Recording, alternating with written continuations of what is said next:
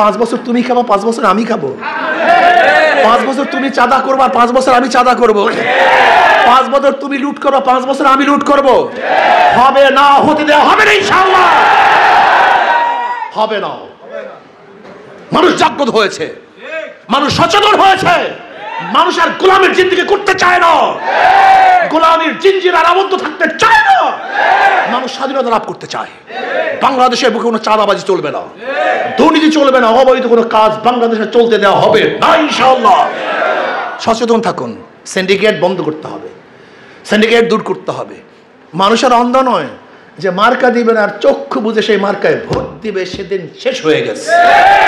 চক্ষু বুঝে মার্কায় ভোট দেওয়ার দিন শেষ।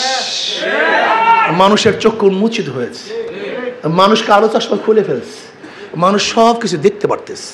আমি বিশ্বাস করি ওরা ইসলামকে প্রতিপক্ষ বানায় না কেন? ওরা জানে যে একবার ইসলাম ক্ষমতায় আসে, ওই যে না বলছিল আপনাদের সুরঞ্জিত কালো বিলাই, মনে আছে তো?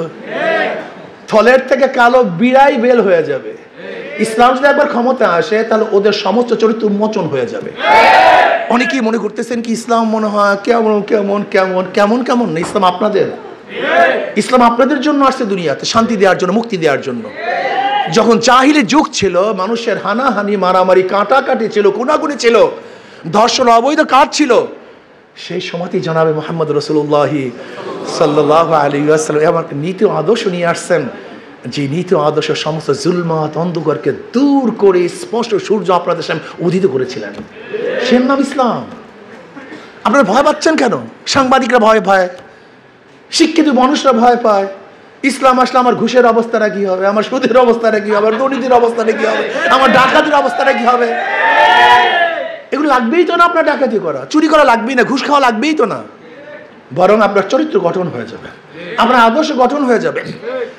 আপনি চাকরির থেকে যে প্রাপ্তি পাবেন তাতে আপনি যথেষ্ট মনে করবেন, হাই থাকবে না, লোভ থাকবে না। যখন আপনার পাশের চেয়ার চুরি করে, এর জন্য আপনার মধ্য চোরের লোভ চলে আসছে।